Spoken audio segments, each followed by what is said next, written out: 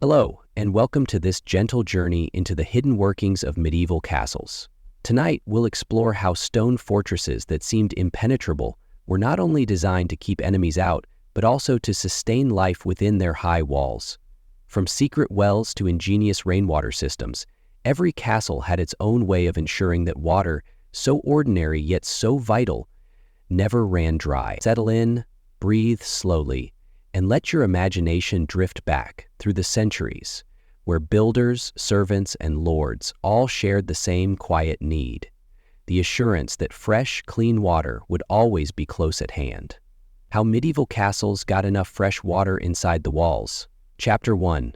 The Problem of Water. In the earliest centuries of medieval Europe, long before the age of cannon fire or printed books, the first stone castles rose above their villages as both fortresses and symbols of authority. To the people living in their shadow, these walls seemed to promise absolute security, a place where even the most determined attackers would break and scatter. As the towns were built yet within those same walls, the simplest question remained constant. How could anyone survive without a steady supply of fresh water? Water was not merely a convenience, it was the most essential of all provisions. A castle could hold out for weeks or months if it had grain stores and salted meat, but without clean water, disease and thirst would conquer the garrison faster than any siege engine. It was a truth so basic that lords and builders learned to treat it as the first problem to solve whenever they planned a new stronghold. Imagine the first surveyors stepping across a grassy ridge, carrying weighted chains and tall measuring poles. They were not only searching for commanding views and natural cliffs, but also for hidden springs. If they were fortunate, they found a cold vein of groundwater close enough to be tapped by a shaft. If they were unlucky, they knew that any siege could quickly turn desperate. Over time, these choices of location shaped everything else about a castle's design. Even the simplest wooden Motte and Bailey fortifications had to consider water. Some were built beside rivers so that buckets could be hauled up by rope, or small canals could be dug to channel water into the moat. Others relied on shallow wells lined with timber and stones, protected by wooden roofs to keep out leaves and animals. And then there were the weedy barn wells. Undeniably, an executions based on buckets lined with paint was unthinkable, with no way out. Others relied on shallow wells lined with timber and stones, protected by wooden roofs to keep out leaves and animals. Nobody was ever allowed to put dirt in the Thames or trash pile up in puddles. Nobody was ever allowed to put dirt in the Thames or trash pile up in puddles. Nobody was ever. As castles grew taller and more sophisticated, so did the engineering that brought water to their inhabitants. Inside the thick walls of stone keeps, wells often became the literal heart of the building. They were dug deep through layers of earth and gravel, sometimes descending more than 100 feet. Lowering the bucket and hauling it up again was a task repeated dozens of times each day, carried out by servants or kitchen staff, their hands roughened by rope and the weight of water. It was heavy labor, but the alternative, going without, was unthinkable. During peacetime, water could also be carried from outside springs and rivers. Carts loaded with barrels creaked up the steep roads into the castle courtyards, and water sellers made a small but steady living delivering fresh supplies. But everyone knew that in wartime, when gates were barred and bridges were destroyed, no such deliveries would be possible. That certainty shaped every decision, from how much space was given to storage cisterns to how carefully rainwater was collected. One of the simplest but most important measures was to build large stone tanks, sometimes set underground, where rainwater from the roofs could be directed through a network of gutters and clay pipes. In some castles, these tanks were vast, large enough to hold thousands of gallons. The water would be used sparingly, first for drinking and cooking, then for washing. It was never wasted. Even the water used to rinse vegetables or wash clothes might be collected again for cleaning floors or flushing waste pits, but even the best rain catchment had its risks. If the tanks were not carefully sealed, algae could grow or insects could breed. Contamination was a constant threat, and people learned to cover the reservoirs with heavy lids, or thick planks. In some cases, a small boy or elderly servant was tasked each day to check the water and report any foul smells or cloudiness. Cleanliness became a discipline that everyone in the household respected, no matter their rank. In regions where the land was dry or the bedrock lay too close to the surface to allow deep wells, builders sometimes created elaborate systems of cisterns and aqueducts. Rainwater would be guided along carved channels or lead pipes into hidden chambers beneath the floors. In castles perched high on cliffs, this might be the only way to secure water at all. From the outside, these channels were almost invisible. Part of the genius of medieval design was how well it concealed its necessities. When castles were under siege, the importance of water grew sharper with each passing day. Chronicles tell of defenders who held out bravely against siege towers and battering rams, only to surrender because their wells ran dry or their cisterns were poisoned. In the heat of summer, a single bucket of clean water could be worth more than silver. Commanders made strict rules about rationing, and stewards counted every barrel with meticulous care. At the same time, attackers understood that to cut off water was as effective as any catapult. Some armies diverted streams, dammed rivers, or threw carcasses into wells to foul the supply. For defenders, protecting their water sources was as important as guarding the walls themselves. In a few castles, secret passages were built to allow access to a spring outside the curtain wall, a dangerous but sometimes life-saving escape route. Over the centuries, as castles became more complex, water technology advanced in small but meaningful ways. Builders experimented with different kinds of mortar to better seal cisterns. Some castles installed rudimentary pumps that allowed water to be raised by turning a crank, sparing the backs and shoulders of the servants. Even simple improvements, like using lead-lined troughs instead of wooden gutters, could make the difference between enough water and none at all. In the end, the problem of water was never fully solved, only managed with diligence and planning. Every castle bore its own unique solutions and compromises. Some relied on deep wells, others on hidden springs or rain tanks. What united them all was the understanding that stone walls alone could not guarantee survival. Water was the quiet defender, the unseen ally, without which no garrison could endure. This, more than any moat or battlement, was the lesson that every lord, architect, and servant carried in their minds, that life within the walls depended on something so simple it could be taken for granted, until the day it ran out. Chapter 2. Beneath the Keep. Once a castle's walls were raised and its towers crowned with battlements, the next priority was often hidden far below ground. In the dim spaces beneath the keep, masons and diggers worked for months, sometimes years, to carve out the great wells that would sustain the household. The labor was exhausting and dangerous. Men lowered themselves into narrow shafts, chipping away at rock by lantern light, hauling each basket of rubble to the surface with ropes that groaned under the weight. The deeper the well, the greater the chance of striking a reliable aquifer, but also the higher the risk of collapse or suffocation. Chronicles from England and France record accidents when tunnels caved in without warning, burying teams of diggers in darkness. Yet despite the hazards, lords spared no expense to have these wells completed. A castle without a deep well was a fortress already halfway conquered. As the shaft grew deeper, the builders lined the walls with dressed stone to keep them from crumbling. Some used mortar, while others relied on precise fitting of each block so that the pressure of the earth would hold the lining firm. When water finally seeped in, first as damp patches, then as rivulets gathering in the bottom, it was cause for celebration. The well was proof that the castle could endure not just an enemy's attack, but the passing of seasons. Once a well reached its final depth, a wooden or iron bucket was lowered by pulley, wound up by a sturdy wheel or crank. In large households, the well might be in constant use from dawn to dusk. Servants took turns drawing water for cooking, brewing ale, mixing mortar, washing linens, and quenching thirst. Even the animals required their share. Horses in the stables, hounds in their kennels, and chickens pecking in the courtyard.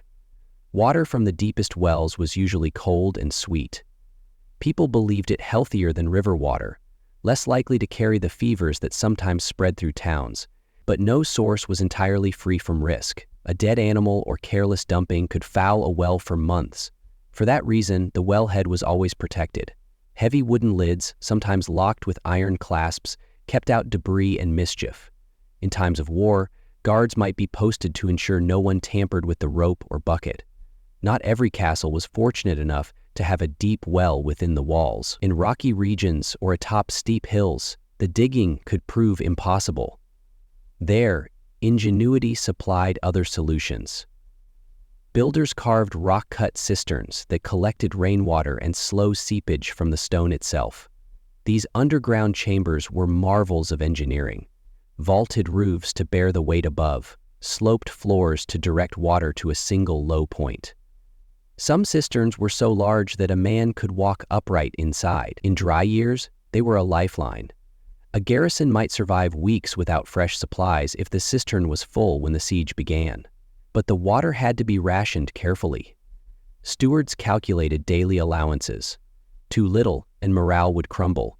Too much, and the reserves would vanish before relief could arrive. Beyond their practical value, wells and cisterns held a symbolic weight. They were a testament to foresight and resourcefulness, reminders that survival depended as much on what lay unseen as on the strength of towers and gates.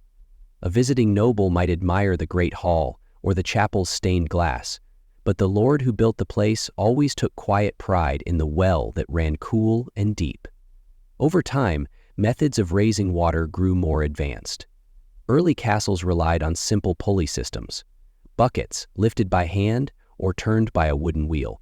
But in larger fortresses, craftsmen built treadwheel cranes powered by men walking inside great wooden drums.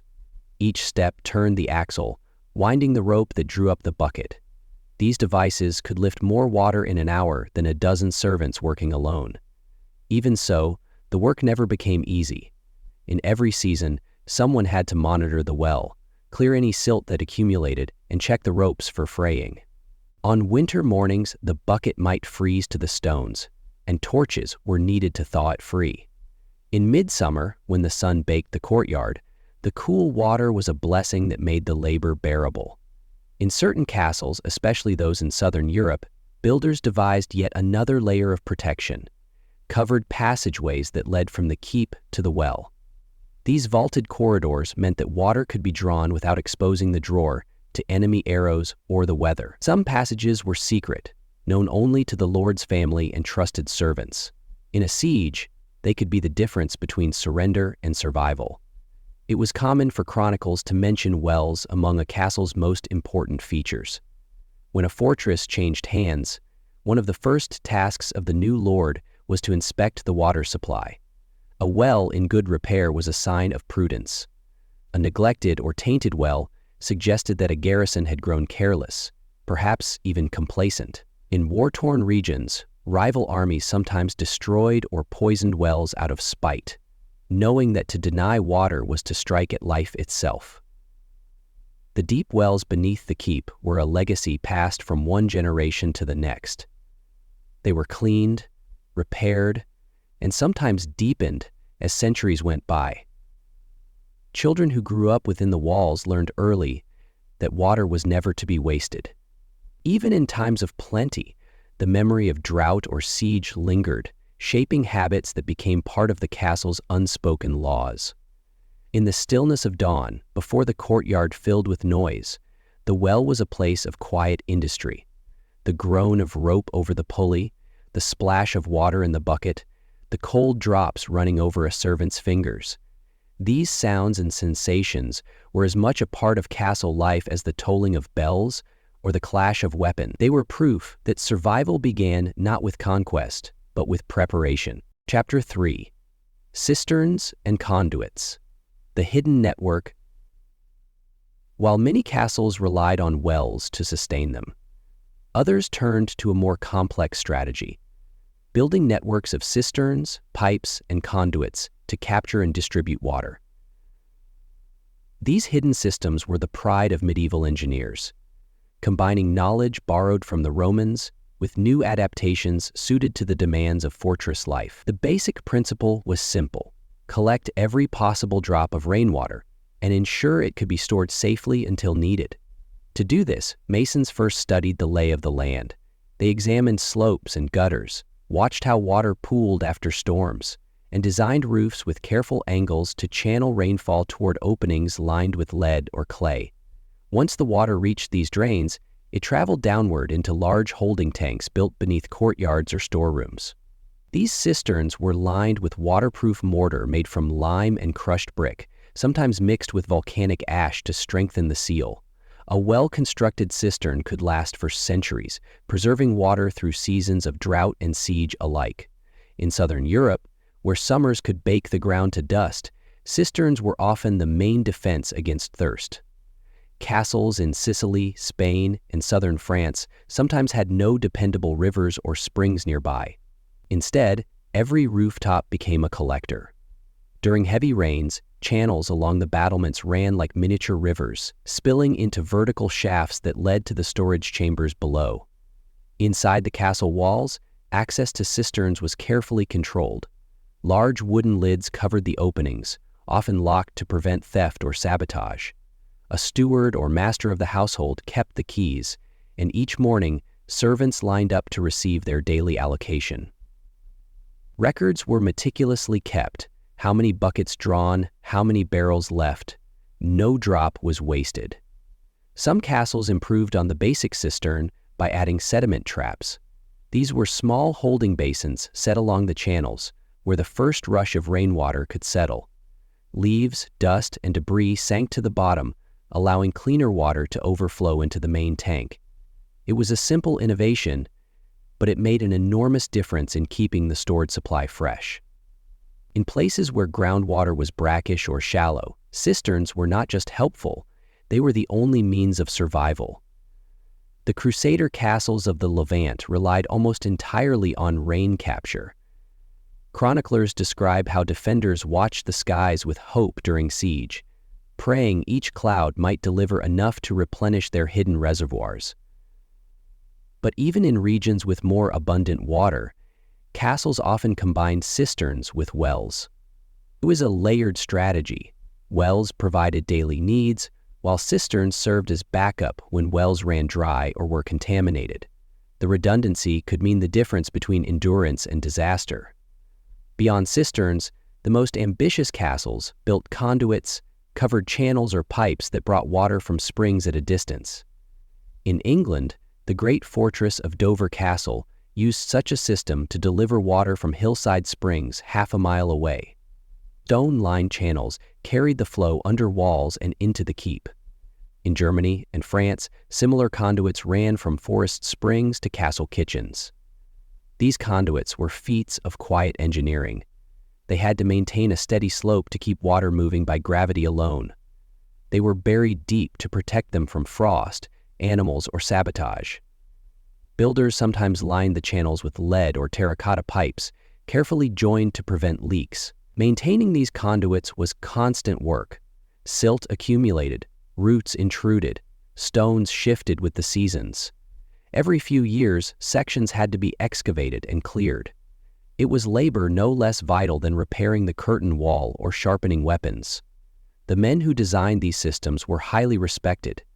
Medieval engineers combined practical skill with a patient, almost scholarly dedication. They learned to read soil and rock, to measure gradient with simple tools, to test the taste and clarity of each source.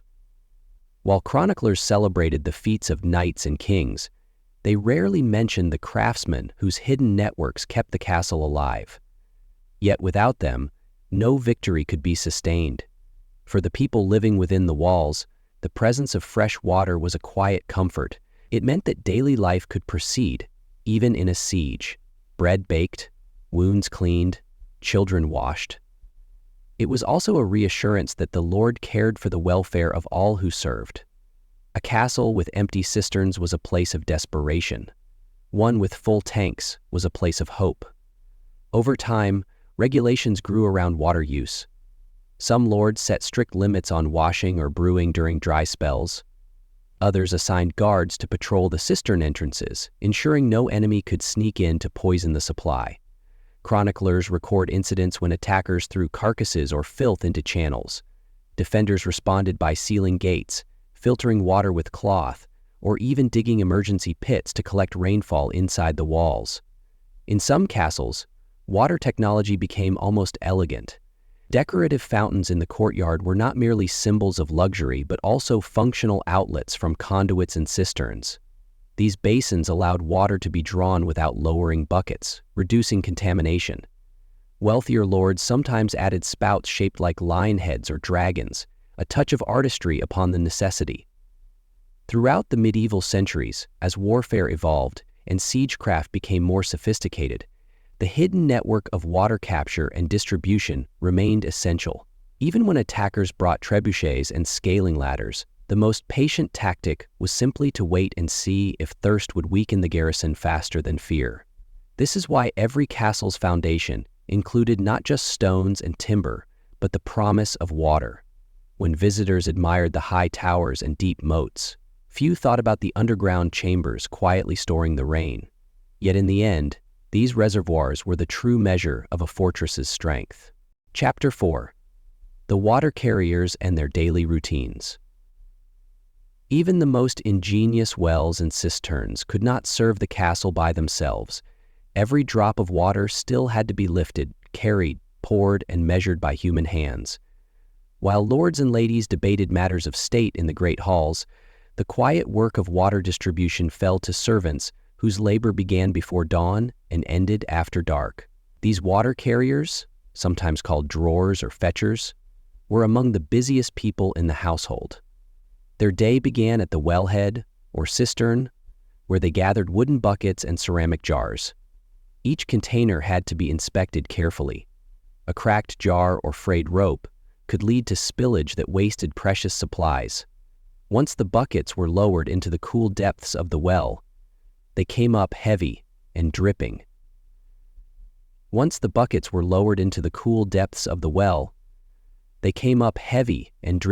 Strong arms were needed to guide the load onto the stone rim without tipping it over. From there, the water was poured into barrels or large storage tubs that stood in the courtyard. Some households preferred to store a portion of the day's water in barrels so that drawing could proceed more quickly when demand was high. As the sun rose, water carriers began their rounds. They moved from the kitchens, where large cauldrons boiled broth and porridge, to the bakery, where flour needed moistening, to the brewhouse, where ale was prepared in great casks. Each space had its own rhythm, and each steward tracked usage with a ledger. In the kitchens, cooks sometimes quarreled over who would get the next bucket, for a shortage meant delays in the midday meal. The laundry was another voracious consumer of water. Washing linen required not only soap, wort, or lye, but also large quantities of clean liquid to rinse away the suds. Servants bent over wooden tubs, rubbing sheets and tunics on washboards, hauling fresh buckets again and again. During sieges, the washing was sometimes suspended altogether, for no one dared squander the reserves. In the lords' chambers, water was needed for more delicate tasks, filling ewers and basins for washing hands and faces, preparing baths, mixing herbal infusions, and preserving bodies in health for doubling sickness patients. Preparing baths, mixing herbal infusions. On feast days, dozens of guests required clean water for washing before meals, and servants hurried along corridors balancing pitchers on their shoulders. Beyond the castle walls, water was equally essential in supporting the outbuildings. The stables, where horses drank from troughs, the kennels, where hounds were given bowls, the gardens, where vegetables grew in neat rows. Gardeners took their turn at the well, filling watering cans in the cool of the morning. Even in winter, when snow covered the ground, some plants in sheltered beds needed careful tending. Water carriers had to know not only where to deliver their loads, but also when. If they came too early, water might sit too long in the kitchens and grow stale. If they came too late, the cook's patience would fray. Timing was everything. On a well-run estate, the procession of buckets and barrels seemed effortless. though in truth it demanded constant attention. To lighten their burden, some castles built secondary cisterns closer to the busiest areas, small reserve tanks fed by the main supply. In a large kitchen courtyard, you might see a stone basin with a spout, where a cook could draw water without waiting for a carrier to return from the main cistern. But even so, the majority of transport was done by hand. Children and young apprentices often helped with smaller buckets. And most people didn't have a home kitchen, so would spin their sands packets or even would soak buckets, cans, and copper in salted butter. Boys and girls barely in their teens learned to balance jars against their hips, to watch their footing on slippery stones, and to wait their turn at the pulley wheel. It was not glamorous work, but it was steady and honorable. In times of scarcity, those who carried water were as respected as any soldier. Certain days were especially demanding. Before a festival or a noble's visit, the entire castle might be scoured from battlements to cellars. Floors were scrubbed, rushes replaced, walls whitewashed. All of this cleaning consumed vast amounts of water. Chronicles tell of wells that nearly ran dry during preparations for a single royal feast. In times of siege, the carriers became gatekeepers of survival itself. Each family received a ration, carefully measured. Some chronicles describe how barrels were sealed and marked with the Lord's seal to prevent theft. Anyone caught taking more than their share faced severe punishment. Yet in the same breath, these records note acts of generosity, water set aside for the wounded or for mothers with infants. When frost came, water carriers faced new hazards. Ice formed on the well's edge, buckets froze to the stone, and slippery steps threatened injury with every trip. To prevent freezing, some households covered the well with heavy cloths or lit small braziers nearby. Even so, it was not uncommon for a bucket to be shattered by the cold, requiring a new one to be made by the cooper. Beyond their daily toil, water carriers were keepers of many stories. They heard gossip in every chamber they entered, whispers of marriages and quarrels, rumors of war or plague.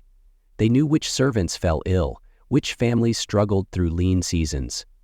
Though humble in station, they were the eyes and ears of the castle's daily life. At sunset, when their rounds were complete, the carriers cleaned and stored their buckets. Some went to the chapel to offer thanks for a day without mishap. Others shared a cup of ale in the kitchen before returning to their quarters. Their work was never truly done, for the next dawn would bring new demands. So it was that in every great fortress, from Normandy to Hungary, the simplest labor underpinned the grandest ambitions.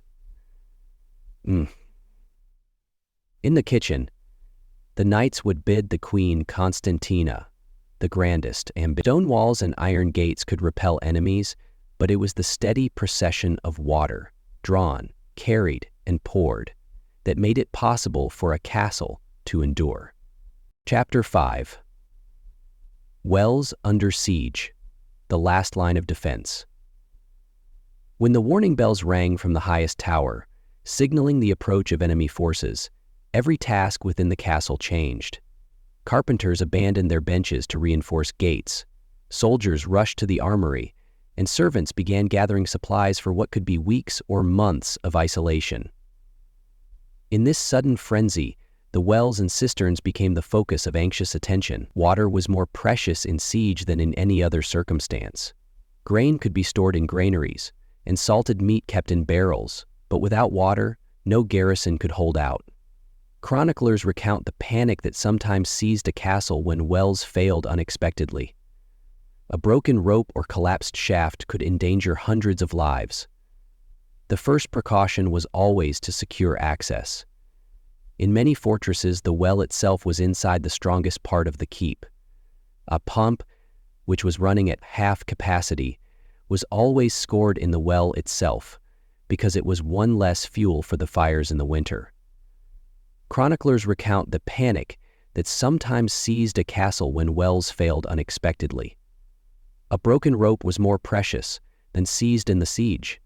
In many cases, the well was inside the strongest part of the keep. Some lords insisted that new castles be built around a spring, so the water source was enclosed from the first stone laid.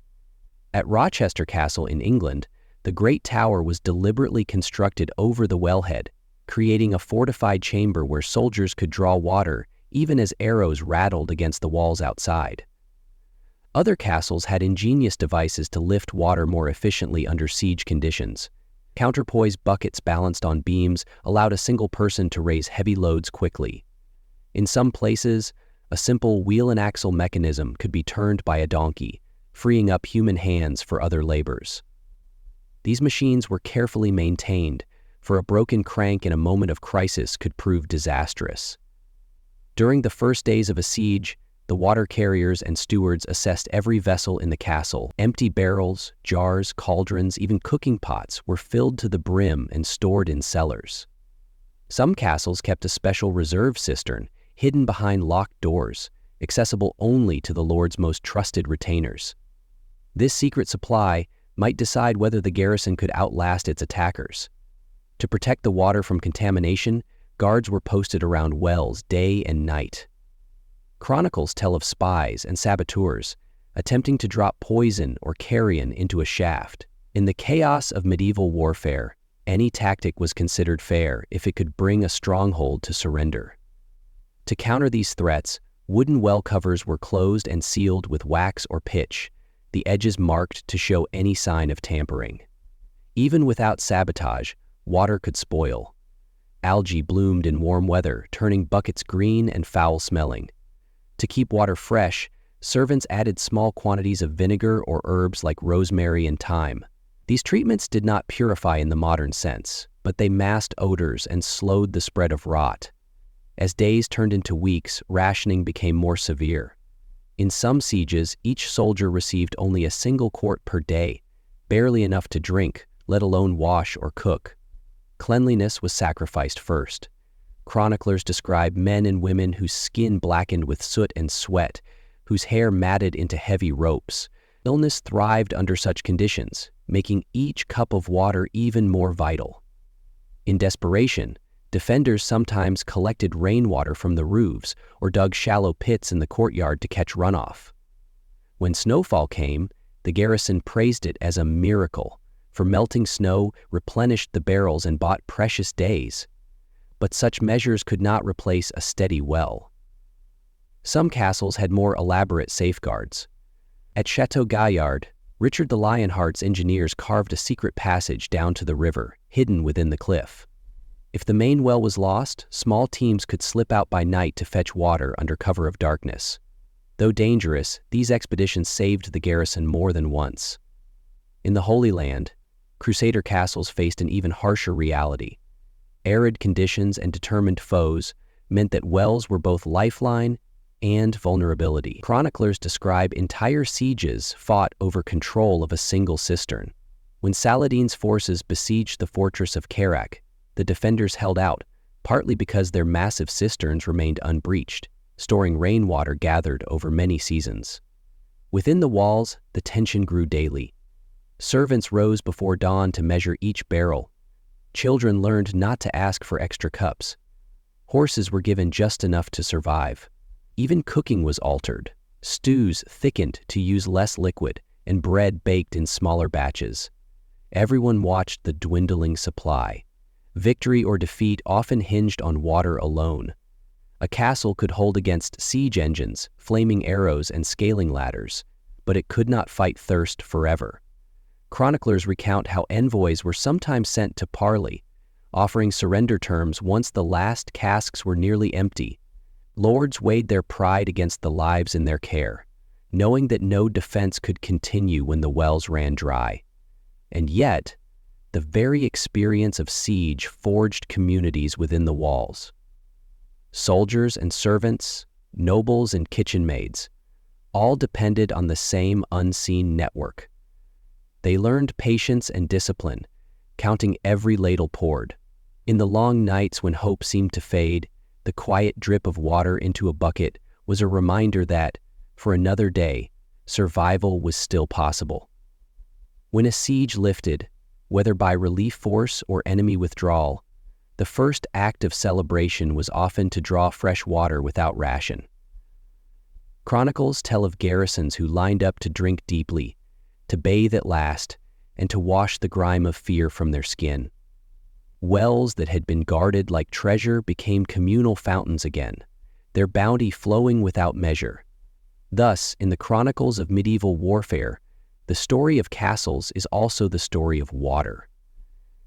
Every battlement and arrow slit relied upon the quiet chambers below, where the last line of defense waited in the dark, drop by precious drop. Chapter 6. Ingenious Aqueducts and Water Channels. Long before pumps and pipes became common, medieval builders adapted techniques inherited from the Romans. Aqueducts, channels, and conduits, designed to move water across hills and valleys into fortified places. Though simpler in design than the grand aqueducts of antiquity, these medieval systems were vital to castles in dry regions or on elevated ground. The most basic form was the open channel, a shallow trench lined with stone or clay tiles, sloping gently from the source to the castle walls. In some regions of Spain and southern France, these channels traced a meandering path across fields and terraces, bringing water from distant springs. Peasants who worked the land often helped maintain them, for they relied on the same supply to irrigate crops. More advanced systems enclosed the channels entirely, sealing them against debris and animals. Masonry conduits might run beneath roads and through thick woodland, emerging only at the cistern or reservoir inside the walls. This hidden architecture was often overlooked by attackers, who assumed the castle relied solely on wells. A few chronicles recount sieges where the defenders survived because no one thought to sever an underground conduit. Building such a system was no small task. First, surveyors measured the elevation from the source to the castle, using simple tools like water levels, weighted cords, and wooden frames. Even a slight miscalculation could cause the water to stagnate or overflow. Then, masons laid the stonework carefully, sealing each joint with lime mortar. Finally, the channel was covered with slabs or tiles to protect it from contamination. One of the most remarkable examples lay in the Castle of Epstein in Germany, where a vaulted underground watercourse carried fresh spring water more than a kilometer. Each year, the stewards sent a small team to inspect the channel, crawling through the damp darkness with lanterns to clear silt and check for leaks. This quiet maintenance made the difference between security and desperation. In some places, water was brought not from springs but from streams or rivers lower down the slope. Here, engineers built small dams, or weirs, to divert part of the flow. Sluice gates controlled the volume, allowing keepers to open or close the supply as needed. Such arrangements were common in Italian hilltop fortresses, where every drop had to be husbanded carefully. Aqueducts were not always permanent fixtures. Chronicles describe temporary wooden troughs, erected in times of drought or siege. These hastily built channels were propped on trestles and supported by poles driven into the earth. Though fragile, they sometimes meant the difference between surrender and survival. When the emergency passed, the troughs were dismantled, leaving little trace. Inside the walls, the water arriving through a conduit typically flowed into a settling basin. Here, silt and impurities could sink before the clean water moved into the main cisterns. Some castles installed simple filters of straw or cloth stretched across the inlet. Though rudimentary, these barriers helped keep the supply usable for longer periods. Maintenance was a constant preoccupation. Fallen branches, animal carcasses, or even mudslides could block a channel without warning. For this reason, castle stewards often kept detailed diagrams of the system, noting inspection points and hidden junctions. In times of siege, these drawings were guarded as carefully as any military plan. Beyond their practical function, aqueducts and conduits were symbols of authority. They demonstrated that a lord or lady commanded not only soldiers, but also the resources and knowledge to bend the landscape to their needs. In charters and chronicles, you find references to the water of the Lord's right, a phrase denoting exclusive control over springs and channels. Peasants paid fees for access, and millers sometimes owed part of their flour in exchange for the privilege of drawing water. Yet, the castle's needs came first. When drought struck, Guards might be stationed along the channel to prevent tampering. Fines and punishments awaited any who tried to divert the flow. At the same time, chronicles record gestures of charity, water granted to neighboring villages in times of desperate need, when the lines between master and subject blurred in the face of thirst. In winter, these systems faced special hazards. Freezing temperatures could crack tiles or burst joints. To prevent damage, keepers drained some sections or reduced flow to a trickle. In the coldest months, the castle sometimes relied on stored reserves alone, praying for an early thaw to refill the channels. Even when aqueducts worked flawlessly, water was never taken for granted.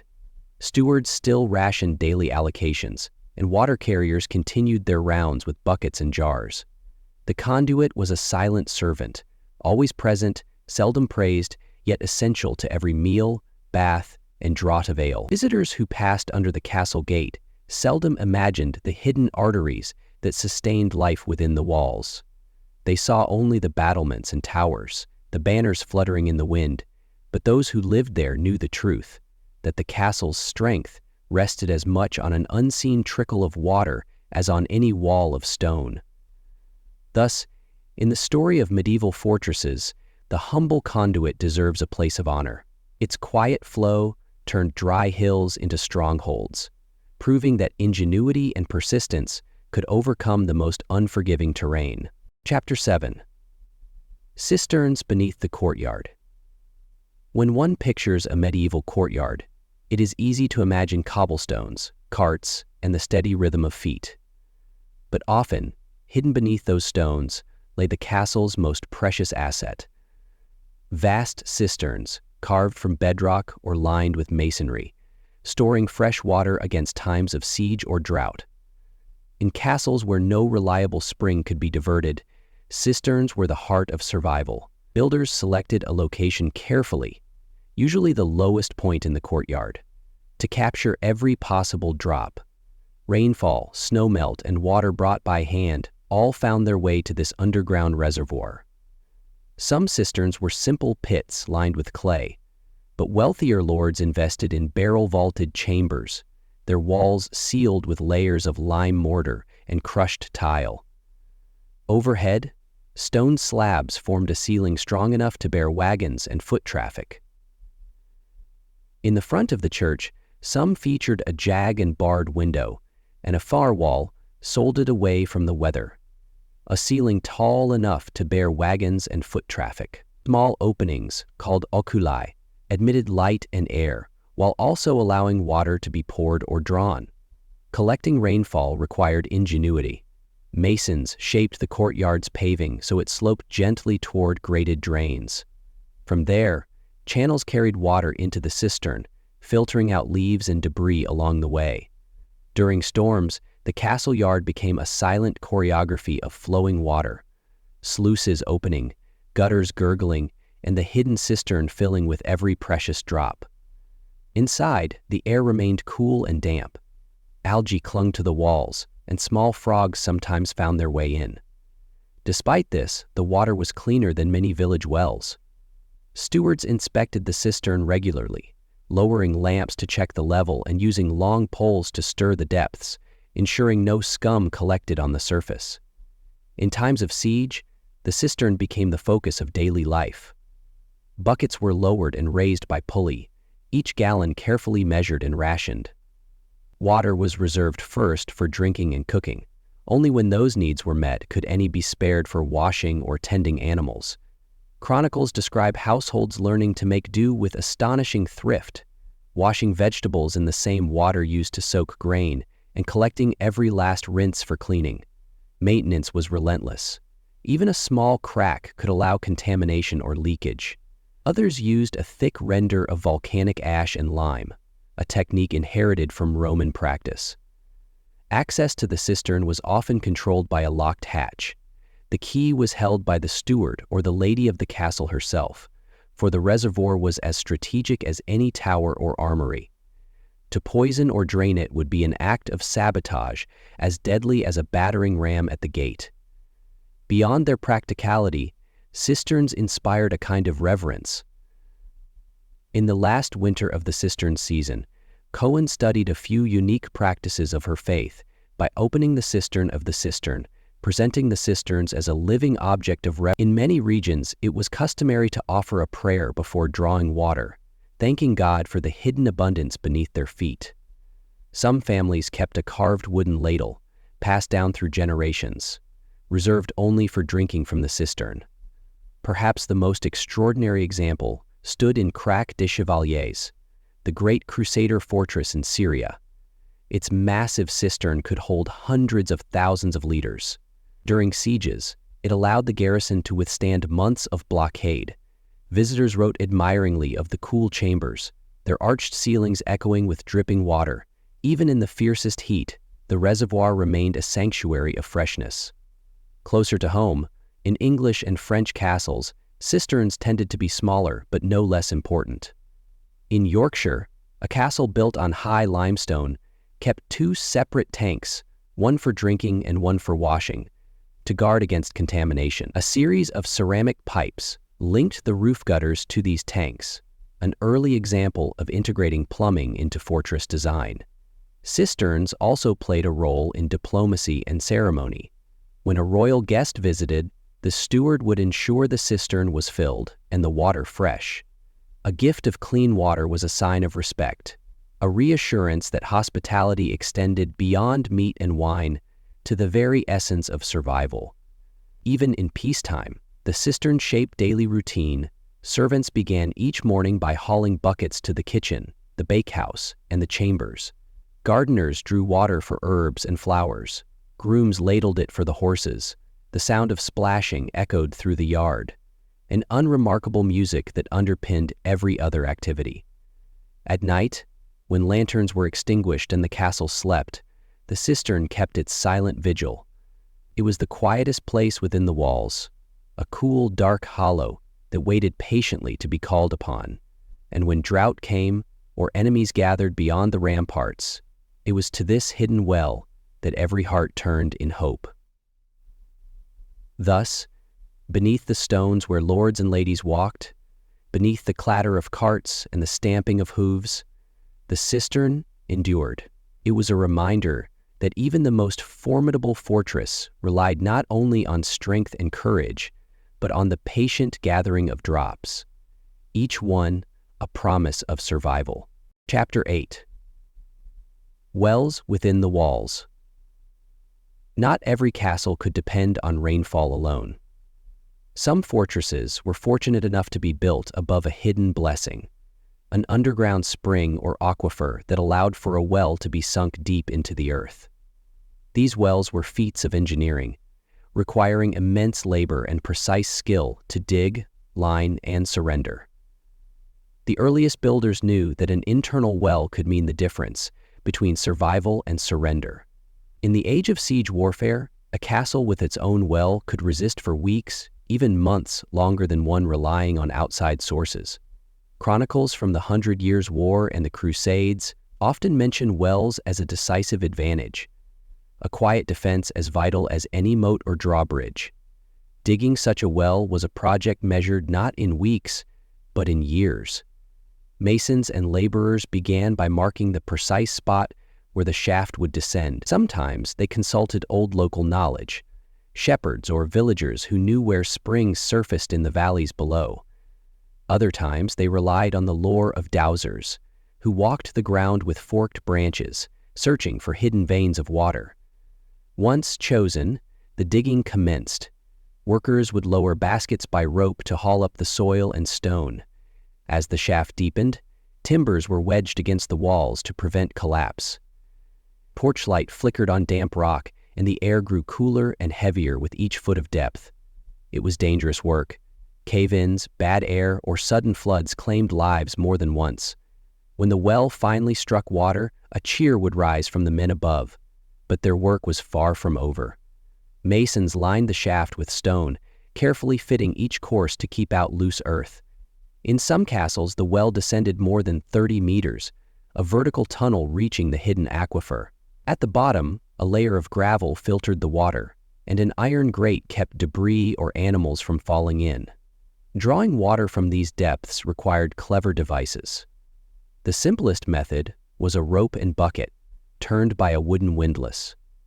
But in wealthier or more ambitious castles, engineers constructed tread wheels, giant wooden cylinders turned by men walking inside them like hamsters in a wheel. The rotating drum wound a thick rope, raising heavy buckets swiftly to the surface. Records from Conisbrough Castle in Yorkshire describe such a mechanism in vivid detail. Visitors marveled at the smooth choreography, a team of men treading steadily, the rope tightening, and the bucket emerging from the depths, brimming with cold water. This spectacle was as much a testament to human ingenuity as the battlements overhead. To protect the well from contamination or sabotage, it was often enclosed in a dedicated building. In some fortresses, the well house stood in the courtyard, a tall, timber-framed shelter with doors locked each night. Elsewhere, especially in castles vulnerable to siege, the well might be sunk within a tower itself. This was the case at Château de Coucy in France, where the donjon rose around the shaft. Even if enemies breached the walls, the defenders could retreat to the tower, secure in their access to water. The importance of such precautions became clear during times of conflict. Chroniclers wrote of sieges where attackers tried to spoil a well by throwing carcasses or filth into the shaft. To guard against this, some wells were capped with heavy stone lids, lifted only when water was needed. In desperate circumstances, defenders might wall up the well completely, drawing from it through hidden pipes or hatches known only to a few. In everyday life, the well was the heart of routine. At dawn, the first servants raised buckets to fill pitchers and cauldrons. Kitchens needed water for stews and baking. Laundresses needed it to soak linen. Even the animals, horses in the stables, hunting dogs in their kennels, waited for their share. Children were often tasked with fetching water, a job that taught them the seriousness of resource and labor. A dropped bucket was no small mishap. It meant wasted time, a frayed rope, or worse, a cracked vessel that had to be mended or replaced. When drought came or the cisterns above ground ran dry, the well's cool depths were a comfort. Chronicles describe years when harvests failed and streams shrank to muddy trickles, but the well still yielded its steady gift. People spoke of such wells with gratitude, as if they were benevolent spirits dwelling beneath the earth. There were moments, too, when the well was a place of quiet reflection. A castle chaplain might pause there to bless the water before it was carried to the sick room. A lady of the house might come in the evening, when the courtyard was silent, to draw water herself, and remember simpler days before her life was entangled in duty and alliance. Over time, some wells acquired legends. In Wales, it was said that a hidden spring beneath one castle had been blessed by a saint and would never fail, no matter how many mouths it sustained. In Germany, a tale spread of a well so deep that its bottom opened into an underground lake, where silver fish swam in darkness. Whether or not such stories were true, the wells themselves were real triumphs. They embodied a principle as old as civilization, that no fortress was truly secure without water close at hand. Builders could raise the highest curtain walls and the stoutest towers, but if the defenders went thirsty, those walls would soon be forfeit. Thus, in the age of castles, the well was more than a hole in the ground. It was the measure of a lord's foresight, a testament to the patience of the men who dug it, and a promise to all within the walls that life could endure. And Chapter 9. Ingenious cisterns and gutters. Imagine a castle's towering walls and roofs, every slope, tile, and parapet channeling water into hidden courses. When rain lashed the battlements, it struck stone and slate, then trickled into carved gutters. From there, it traveled through lead-lined pipes or hollowed wooden channels, descending into underground vaults, carefully lined with waterproof mortar. Some of the grandest cisterns were built beneath courtyards. At Caernarfon Castle in Wales, a vast underground chamber could hold thousands of gallons. Its ceiling arched high enough for a man to stand within, and its walls were so smooth that no seepage could drain the precious reserves. Even in the height of summer, the water remained cool and clear. To keep cisterns clean, castle stewards imposed strict rules. No one was allowed to wash clothes or soak hides near the collection points. Roofs were swept free of bird droppings and leaves before heavy rain. If debris did slip in, the cistern's caretakers would climb down with long-handled sieves to remove it. In some places, a layer of sand or charcoal lined the floor, filtering impurities from the runoff. Rainwater harvesting had deep roots in antiquity, but medieval engineers refined the practice to suit the unique demands of castles. They learned to balance capacity with safety. If a cistern cracked, the escaping water could undermine foundations. Thus, masons laid walls in thick courses, each joint sealed with lime mortar that expanded as it cured, locking the stones together like puzzle pieces. During sieges, cisterns were guarded as jealously as the armory. Chroniclers record cases when attackers tried to poison stored water by launching carcasses over the walls, hoping disease would do what their battering rams could not. To foil such attempts, the cisterns were capped with heavy lids, often iron-bound wood, secured with locks whose keys were held by only the most trusted servants. In everyday life, the cistern was as much a symbol of order as the chapel or the Great Hall. Each dawn, a water drawer would unlock the hatch and lower a bucket on a stout rope. He filled pitchers and barrels, noting how much had been taken and how much remained. Careful records were kept, for a dry cistern could mean hardship or ruin. When harvest time came and the first autumn rains returned, there was relief in the sound of water trickling into the reservoir.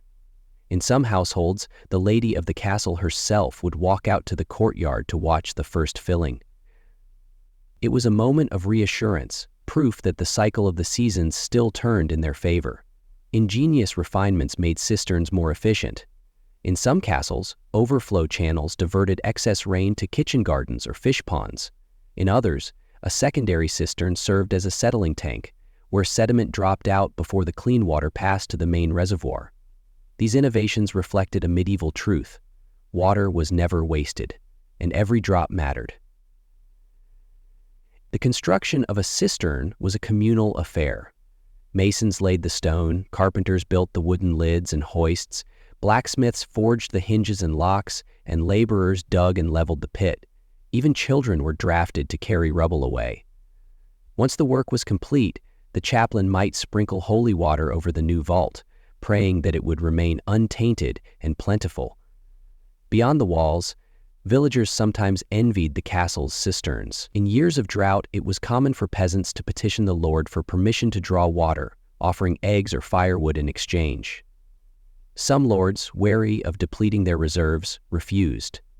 Others allowed limited access, understanding that goodwill among the people was as necessary to survival as any fortification. In the depths of winter, cisterns posed their own challenges. A hard freeze could form thick ice across the surface. Men would hack at it with iron bars, breaking it into chunks to reach the liquid beneath. Even in this, discipline was maintained. Ice shards were lifted out carefully so they did not crack the lining or spill precious water. Medieval chronicles describe years when siege and drought coincided, testing every system to its limits. One account tells of a castle where the cistern held out just long enough for relief to arrive. Each drop rationed, each bucket measured by candlelight. Each drop pummeled into the rock. With each rationed, each bucket measured by candle. When the final rain came, soldiers wept openly as water flowed once more into the empty vault. These systems were far from crude. They embodied centuries of hard-won knowledge: how to shape a slope to catch rainfall, how to carve gutters that would not leak, how to seal a chamber so tightly that not a drop escaped. For all the romance of chivalry and banners, a castle's power often depended on such humble details. In later centuries, as castles declined and manor houses took their place, cisterns remained. Many were adapted for gardens or fountains, their original purpose forgotten. But when archaeologists unearth these vaults today, they stand as silent witness to the medieval mind's patience and practicality. A cistern was never merely a hole in the ground. It was a pledge that the people behind the walls would not simply wait on fate, but would prepare, plan, and endure. And in the turning of the seasons, it offered something even more precious than defense: a promise that no matter what storms raged beyond the gates, there would be water enough to carry life forward. The Romans had perfected them centuries earlier, constructing miles of stone channels that fed entire cities. But in the medieval era, such feats were rarer, reserved for castles of strategic importance or lords with the means to commission the finest masons and engineers. The decision to build an aqueduct began with surveys. Skilled men known as levelers walked the hills, using sighting rods and water-filled troughs to measure the fall of the land. For an aqueduct to function, it had to maintain a precise gradient, enough to let gravity pull the water along, but never so steep that the flow would erode the channels. Once the route was charted, construction began. In some places, the channel ran open to the sky, lined with dressed stone. In others, it tunneled through rock or passed over arches that spanned ravines. Each section demanded different skills: quarrying, shaping, fitting, sealing. Workers mixed mortar from lime and sand, applying it in thick layers to prevent leaks. Building such a system could take years. At times, entire villages were conscripted to labor, carrying stones up steep paths or mixing mortar in great wooden tubs. Records survive from a castle in southern France, where more than 200 men worked a full summer simply to finish 1/2 mile of aqueduct. When the channel neared the castle walls, it often entered a secure conduit, a covered passage built to prevent sabotage or contamination. From there, the water flowed into a distribution cistern, from which pipes and channels branched to kitchens, bathhouses, and even ornamental fountains. In a world where most people carried buckets by hand, the luxury of water arriving unbidden was a mark of power few could imagine. But aqueducts were also vulnerable. In war, they made tempting targets. Raiders could smash sections of the channel with axes and hammers, cutting off a fortress's lifeline in hours. To guard against this, builders devised clever defenses: gates that could be closed to isolate a breach, overflow basins to catch diverted water, and patrols along the route. There is a story of one siege, recorded in a 14th century chronicle, when attackers camped in the hills above a castle and dammed the aqueduct's source. For days, no water reached the keep. The defenders, desperate, attempted a daring counterattack at dawn, breaking the dam and restoring the flow. When water finally poured again into the cistern, soldiers cheered as if victory itself had come. Inside the castle, the arrival of aqueduct water transformed daily life. Cooks no longer had to depend on brackish well water for their stews. Bakers mixed dough with clean, cold water. The laundresses soaked linens in deep vats, scrubbing with lye soap and rinsing until the fabric shone. Even the sick benefited. In the infirmary, fresh water was essential for poultices, washing wounds and easing fever. Monastic chroniclers sometimes described how the sound of flowing water, echoing in stone channels, seemed to calm the spirit. It was a reminder that beyond the fortress walls, life still pulsed through streams and springs. Yet aqueducts were never fully trusted. They required constant inspection and maintenance. Ice in winter could crack the masonry. Summer heat might dry the source to a trickle. And ice at the sun, water, cold, and soils that had been buried in the snow became icy and hard to move. Guards watched for intruders with buckets of poison or dead animals, ready to foul the flow. Some castles developed rituals around the aqueduct's care. Each month, the steward and a small team of masons would walk the full length of the channel, noting any leaks, weeds, or loose stones. They carried tools, mallets, chisels, fresh mortar to make repairs on the spot. A record book preserved their findings, a ledger of vigilance stretching across decades. For all their challenges, aqueducts carried an undeniable prestige. A lord who could command such engineering declared not only wealth, but order. He showed that his household would never be humbled by thirst, that even in siege or drought, he had anticipated every need. Castles that lacked aqueducts sometimes tried to imitate their advantages. They built raised gutters or lead-lined troughs from nearby springs. But the true aqueduct, sealed, constant, remained in a class of its own, a marriage of Roman inheritance and medieval ambition. In times of peace, the aqueduct was almost invisible, its channel hidden behind walls or buried beneath earth. But when trouble came, it reasserted its importance. Chroniclers speak of moments when castle gates closed and enemies massed beyond the moat, and inside the people drew cool water, unafraid. Over the centuries, as castles faded into history and manor houses replaced them, many aqueducts fell into ruin. Farmers quarried their stones for barns, ivy climbed the arches, birds nested in the crumbled channels. Yet in some places, fragments endure. Visitors still find lengths of cut stone, shaped so precisely that they fit together without mortar, holding the memory of the water that once ran through them. And in these remains, we glimpse a forgotten promise that human ingenuity, given time and purpose, can coax a stream across miles to fill a single cup. And in a world ruled by siege and uncertainty, such a promise mattered more than any banner flying from a turret. And so Tom taught, never just focus on what isn't said, done. Focus, then reason runs. And make space for hope and joy. Make space for hope and joy.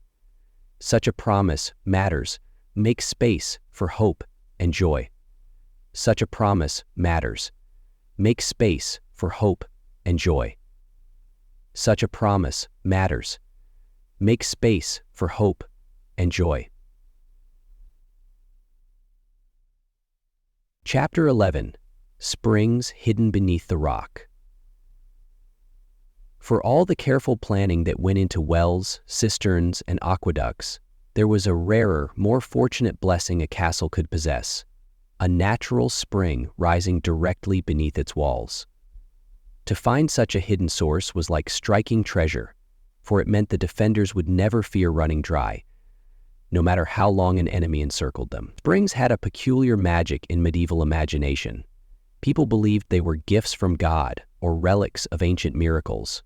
When a spring was discovered during construction, masons paused their labor to give thanks, and chaplains sprinkled holy water over the bubbling flow.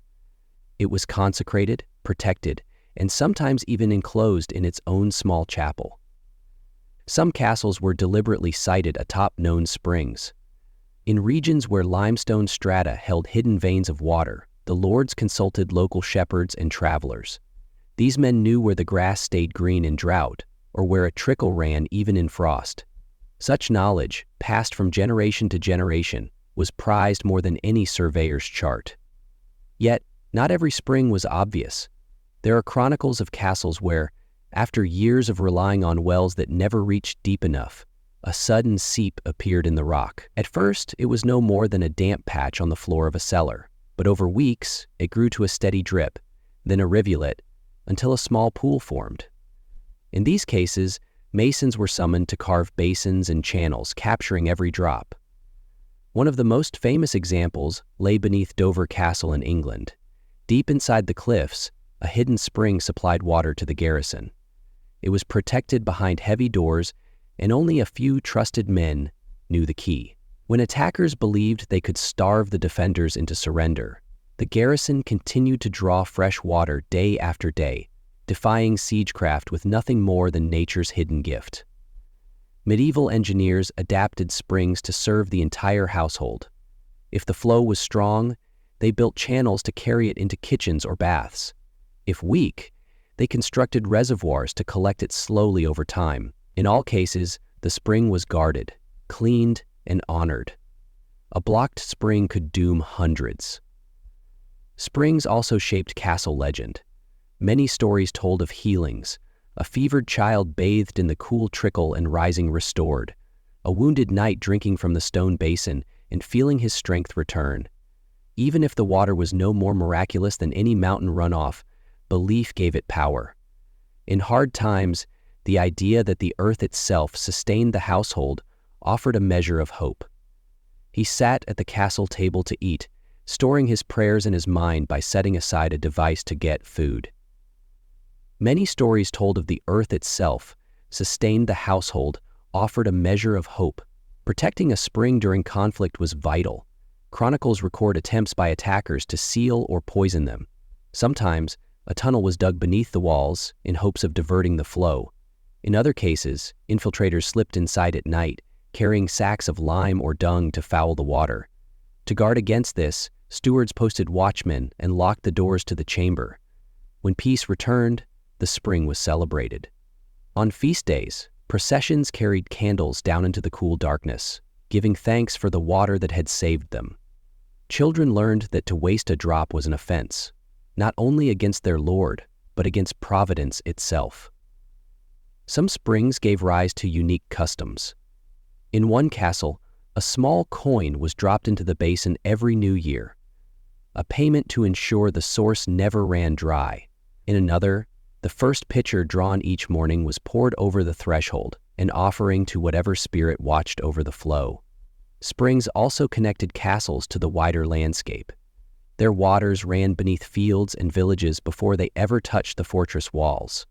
Peasants who struggled in drought knew that somewhere beneath their feet, unseen streams continued their patient work. When they looked up and saw a castle standing high and secure, it was a reminder that survival often depended on what lay hidden, not merely what was built above the earth.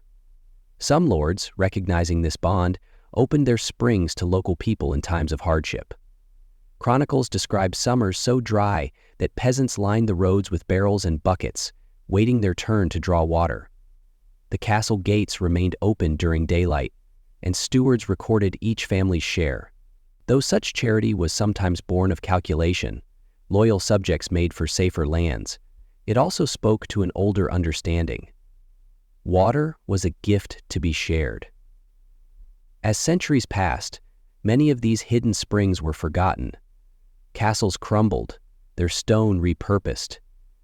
The chambers that once echoed with dripping water fell silent, filled with debris. Yet in some ruins, a visitor might still hear the faint trickle in the darkness, a reminder of the long continuity that outlasted even the strongest walls. Modern archaeologists who uncover these chambers often marvel at their craftsmanship.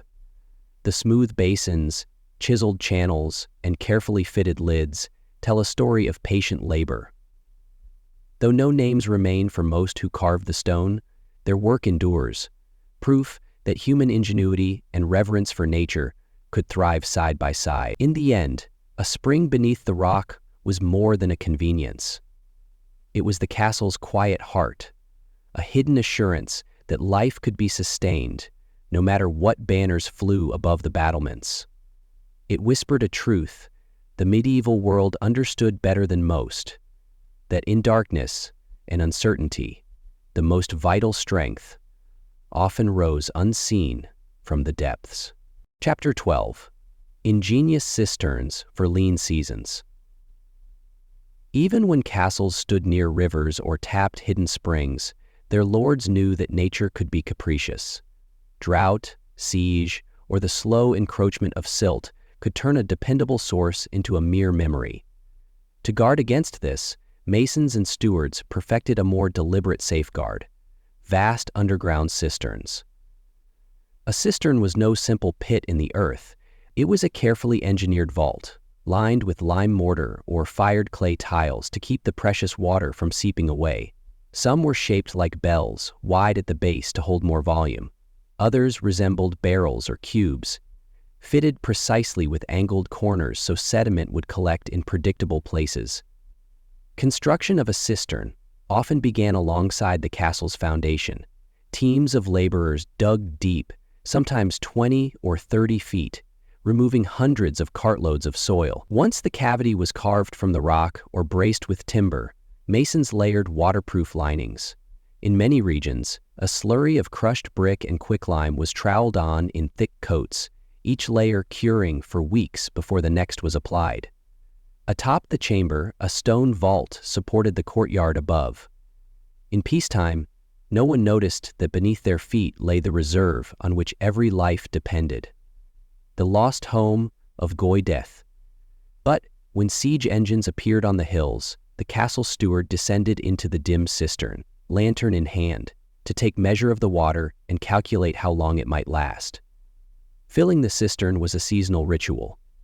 In spring and autumn, When rains fell predictably, channels were unstoppered, so runoff could cascade into the underground vault. Some castles even built sloped paving stones in courtyards, designed to funnel every drop into grates. Roofs were tiled and guttered not only to shed rain but to collect it. Cistern water was never wasted. Once drawn by pulley and bucket, it served first for drinking and cooking. The same water, after washing linens or bodies, was stored again for cleaning floors or quenching animals. Stewards kept strict tallies, noting in ledgers each barrel distributed. One chronicler describes a castle in Aragon where 3 cisterns were ranked in order of purity. The finest was reserved for the lord's household and the chapel font. The second tier served the kitchens and infirmary. The third was set aside for livestock and washing wagons. It was a clear hierarchy, water as a measure of status and necessity. During sieges, rationing grew severe. There were rules for how many cups each person might drink daily. Bread was baked in smaller loaves, and salt meat was eaten sparingly, since it demanded more water to soften. The cistern became a symbol of survival. In some castles, when a garrison finally surrendered, they negotiated safe passage in exchange for a promise that the conquerors would spare the cistern and allow women and children to drink before departing. Maintaining such a store required vigilance. Algae and insects crept in if lids were cracked. To prevent contamination, the water was sometimes filtered through layers of charcoal and sand. Masons inspected walls for leaks every few years, patching with fresh mortar. Even so, a prolonged drought could bring the level perilously low, but ingenuity often rose to meet crisis. Chronicles tell of castle engineers who built windlasses to raise water more efficiently, or fashioned early siphons to draw reserves without lowering buckets. In some regions, ceramic pipes connected distant roofs to a single reservoir, a network of hidden veins feeding the fortress heart. Beyond practicality, cisterns held a kind of quiet dignity. Their darkness offered a contemplative hush. Those who descended to inspect or clean them often felt they were entering a separate world, one older than any banner or blood feud.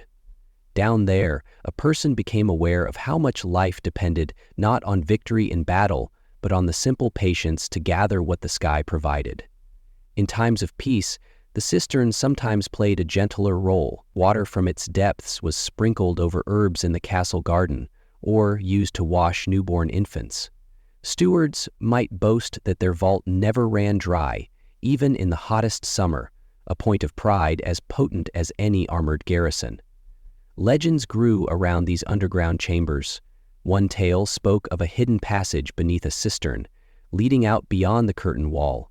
Another claimed that a saint once blessed a reservoir so that any enemy who tried to poison it would see his own reflection staring back, accusing. Such stories mingled superstition and engineering, weaving myth into the mortar. Over centuries, many cisterns outlasted the walls built to protect them. Long after battlements fell and drawbridges rotted, the underground vaults remained, some still holding water, clear as glass. Modern archaeologists sometimes uncover them unexpectedly, stepping into a chamber that smells of damp stone and ancient effort. They are monuments to a simple truth. Even the mightiest fortress relied, in the end, on quiet reserves hidden out of sight. In the slow gathering of rain and the careful accounting of each bucket, medieval castles demonstrated that endurance was as much about foresight as strength. In a world where so much depended on the uncertain fortunes of war, a well-built cistern offered a rare certainty. When all else failed, the walls of stone embraced the water, holding it safe until the day came when it was needed most. Chapter 13: Aqueducts that bridged the impossible. While many castles relied on wells or cisterns, some ambitious builders sought to draw water from distant springs or rivers by constructing aqueducts, engineering marvels that carried life-giving flows across valleys and hills. In regions where rainfall was unreliable and groundwater too deep, these structures became the silent allies of every defender. The idea of the aqueduct was not new. The Romans had perfected it centuries before. Yet, in the medieval world, where resources were scarce and knowledge fragmented, designing such conduits demanded great ingenuity. Masons studied the slope of the land, measuring with simple tools, plumb bobs, weighted cords, and graduated rods. Too steep a decline, and the water would rush too fast, scouring the channel. Too shallow, and it would stagnate or fall short of its destination. A well-built aqueduct appeared almost effortless, a ribbon of stone arches stretching across a green valley, or a low, covered trench snaking along a hillside. But every yard of its length was earned through months, sometimes years of labor. Crews dug footings, quarried stone blocks, and carted mortar to remote sites. They hoisted scaffolding into place and set each arch keystone with care, knowing a single flaw could collapse the span. One famous example stood near a castle in Gascony, where the lord had grown weary of watching his moat dry each summer. He resolved to bring water from a spring nearly 7 miles distant. The aqueduct that resulted rose on 60 arches, the tallest soaring 40 feet. Villagers called it the Stone Serpent, for it seemed to crawl across the land with a silent purpose. The water itself traveled in a channel lined with lead or terracotta tiles, sealed against leakage. To protect it from contamination, builders covered the channel with heavy slabs. In some sections, the conduit dipped underground through tunnels, then emerged again to cross a ravine. Maintenance was constant. Leaves, silt, or even the bodies of small animals could block the flow. Stewards dispatched workers with long rods to clear debris. In winter, freezing threatened the channels. Fires were kindled beneath key spans, and warm water was poured in at intervals to keep ice from forming. Though the aqueduct served practical needs, filling cisterns, watering gardens, supplying kitchens, it also carried a certain prestige. Visitors approaching the castle would see its graceful line etched against the sky, a statement of wealth and determination. To command water, to bend it to a ruler's will, was to declare dominion over more than land. But such achievements also came at a cost. If an enemy army advanced, the aqueduct was a vulnerable target. Note: the army advanced, the aqueduct was a vulnerable target. A few hours with hammers or fire could break the arches and send the precious stream gushing uselessly into the fields. For that reason, watchmen were often posted along the route, and in times of war, defenders erected wooden palisades to shield critical spans. Chroniclers recorded tales of sabotage and repair. In Burgundy, one garrison held out through a long siege because masons worked by night to rebuild a broken section, moving by torchlight and lowering stones with muffled ropes. Mycenae's famous poet, moving by torchlight and lowering stones with muffled ropes. When dawn rose, the attackers were astonished to see water once again pouring into the castle reservoir.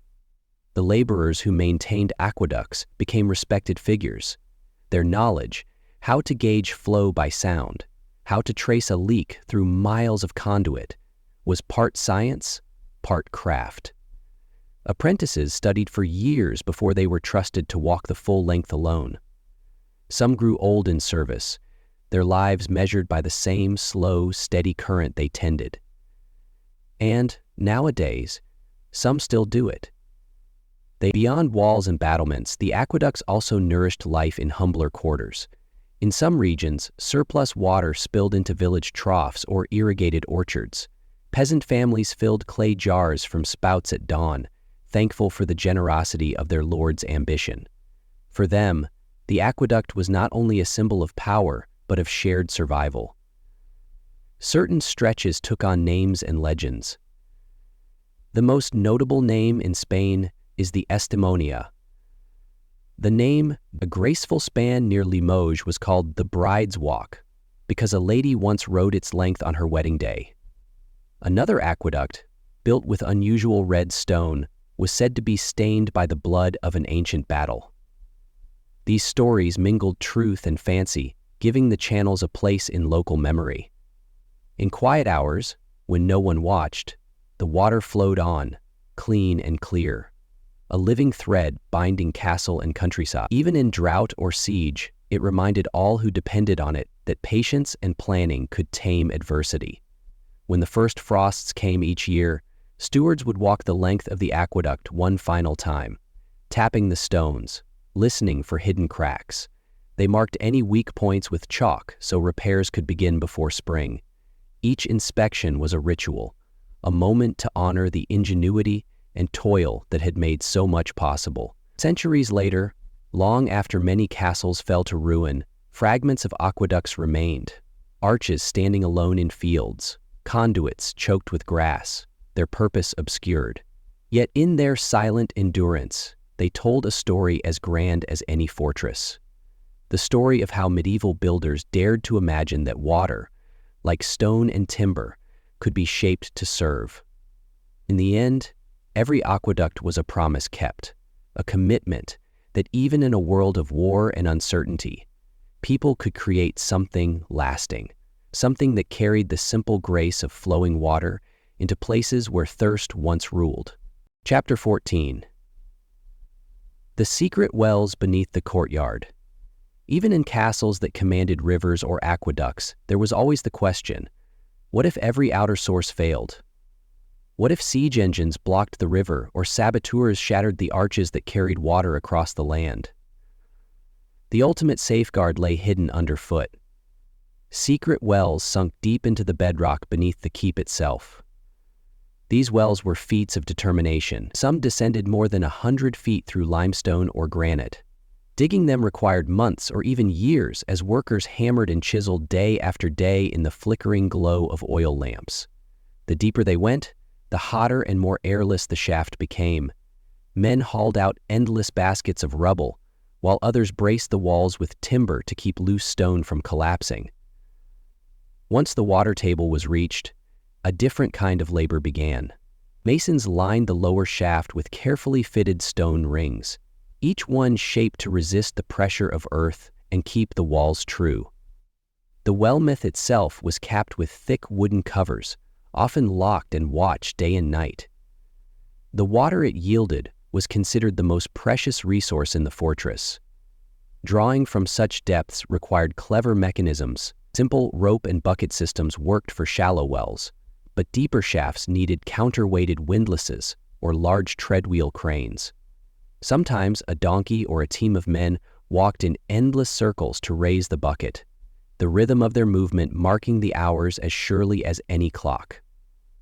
These wells were often hidden beneath unassuming structures, a stone shed or a corner of the great hall, so that enemies would not guess where they lay. Chroniclers described cunning camouflage, paving stones that lifted on hidden hinges, false floors that swung aside when needed. If attackers breached the outer walls, the defenders still had the chance to draw water unseen. During sieges, the wellhead became the heart of daily life. Stewards kept lists of who was permitted to draw water and in what quantity. Soldiers lined up with wooden pails. Cooks measured out the ration for bread dough and stews.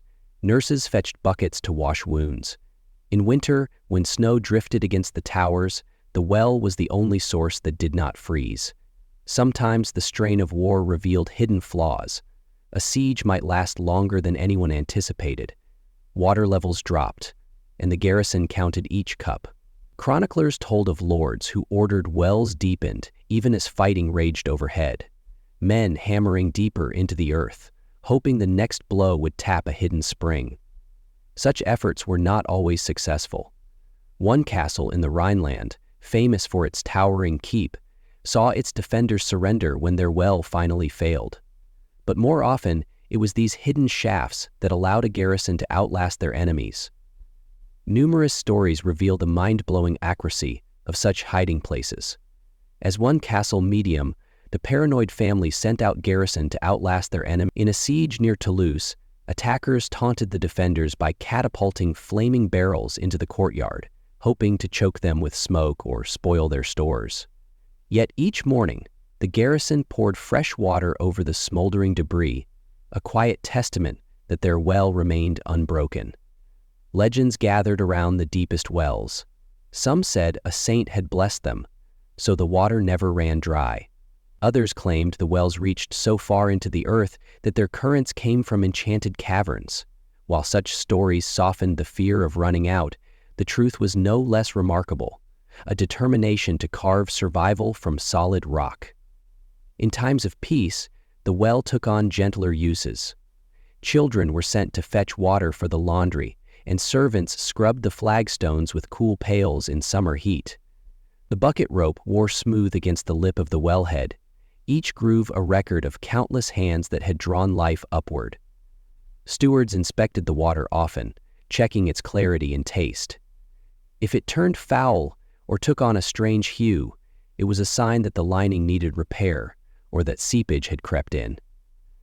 Masons descended by rope harness to patch cracks or reinforce the walls, their lamps casting shadows that danced over the ancient stone. Some castles maintained more than one well. A secondary shaft might lie beneath the chapel or tucked in a corner of the inner ward. Even in defeat, the knowledge of where the water lay could save lives. Chroniclers recorded that in several cases, when the outer wells were poisoned or blocked, desperate survivors retreated to hidden shafts, known only to a few trusted servants. Visitors to these castles today sometimes peer into the depths, watching their reflections flicker over the black water. It is easy to forget that such wells were not built for curiosity, but for endurance. They were an answer to the question every castle faced: when all else failed, what remained? In those dark shafts lay the most vital truth. No wall was unassailable, no moat unbreachable.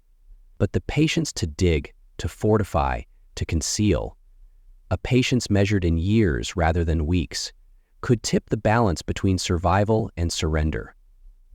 When the last stone was set in place and the rope first lowered, the builders must have felt a quiet triumph.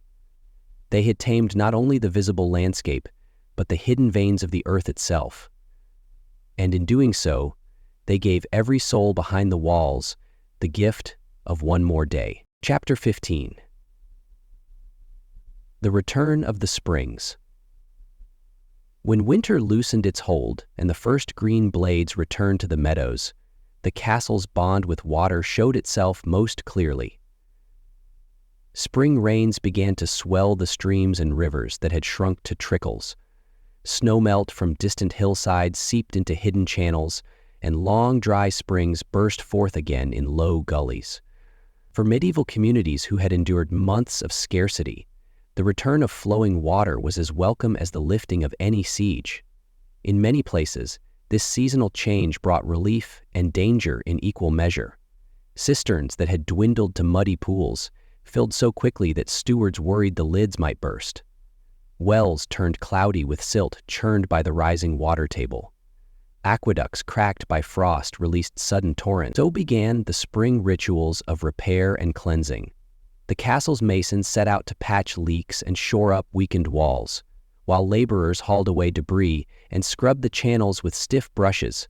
The hidden conduits beneath the courtyard also demanded care. Stewards inspected every joint, running their hands along the mortar to feel for fresh seepage. Sometimes the old linings had shifted during the freeze, and it took weeks to make the water safe again. But once restored, these subterranean veins would carry clear, cold streams through the warm months ahead. Spring was also the time when village women returned to the castle gates, carrying baskets of flax to soak in the overflow troughs. Laundry long postponed through the hard weather could at last be washed. Children came with clay jugs to fill, their laughter mingling with the splash of water against stone. For all its fortifications and grim purpose, the castle in these moments felt almost like a sanctuary, a place where life could begin anew. The first harvest of the year was likewise bound to the castle's water. Herbs cultivated in kitchen gardens, sage, rosemary, mint, thrived in raised beds, watered by diverted channels. Stewards organized teams to irrigate orchard trees planted along the outer walls, their blossoms promising fruit for the next season. In lean times, such small harvests could tip the balance between hunger and sustenance. Visitors from neighboring estates sometimes arrived to see how the castle kept its many systems working. They marveled at the layered defenses, not just battlements and arrow slits, but the quiet fortifications of tanks, cisterns, and concealed wells. Chroniclers described their awe in terms usually reserved for sieges or feasts, as if these unseen measures were themselves a kind of victory. Over time, these methods spread from one stronghold to another. Masons traveled from castle to castle, sharing techniques for lining aqueducts with tiles or sinking wells through unyielding bedrock. The knowledge grew and adapted, every generation of builders improving upon the labors of the last. Even rival lords sometimes exchanged expertise, for in this matter, survival outweighed ambition. When the castle's great hall filled again with traders and petitioners, they often remarked on the sense of calm. Some guessed it came from the high walls and armed guards, but those who knew the place well understood that deeper reassurance flowed beneath their feet. The certainty that, should disaster come again, water would not abandon them. As spring advanced into early summer, the castle's stewards held the annual inspection, part inventory, part celebration. Each cistern was measured, each pipe and trough accounted for. Ledgers were updated with careful notes on capacity, repairs, and improvements. The steward would stand before the assembled workers to give thanks, not only for their toil, but for the foresight of those who had built such systems generations earlier. Sometimes in these gatherings, the oldest masons told stories of how their fathers and grandfathers had labored to carve the first wells. They described the long nights spent listening for the drip of hidden springs, the peril of sudden cave-ins, and the satisfaction of seeing clear water rush into a newly completed shaft. These tales became part of the castle's memory, as essential to its identity as any battle or alliance. When the day's inspection ended, the workers often shared a meal, bread, cheese, and ale.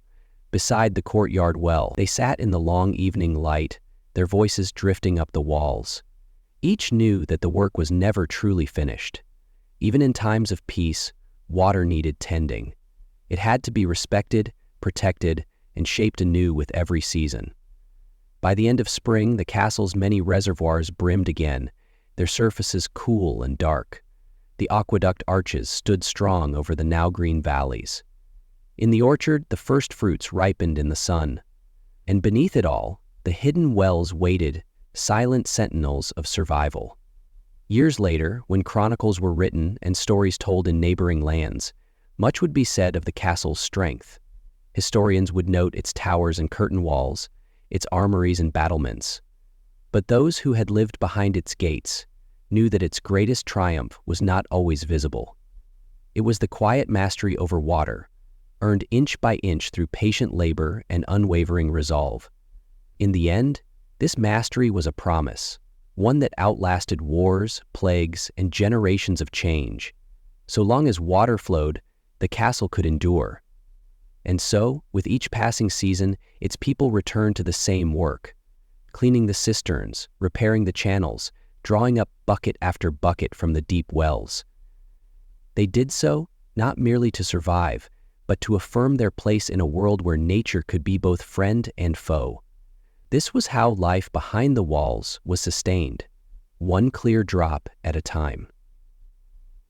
Thank you for joining us on this quiet journey through the stone corridors and deep wells of medieval castles. Behind every fortress wall, beyond the archers and battlements, lay a quieter kind of resilience, the flowing water that sustained life when all else was under threat. It wasn't always about grand inventions or heroic battles. Sometimes, survival came down to patience, to digging deep into rock, storing rain with care, and learning how to coax nature into cooperation. These were the quiet labors of masons, stewards, and servants, people who never made it into the songs of knights, but without whom no stronghold could stand. Today, we may not live behind castle walls, but the lesson endures. In every age, true strength lies not only in defense, but in the steady, unseen efforts that keep us nourished. One drop, one stone, one quiet act at a time. Sleep well, and until next time, may your cup always be full.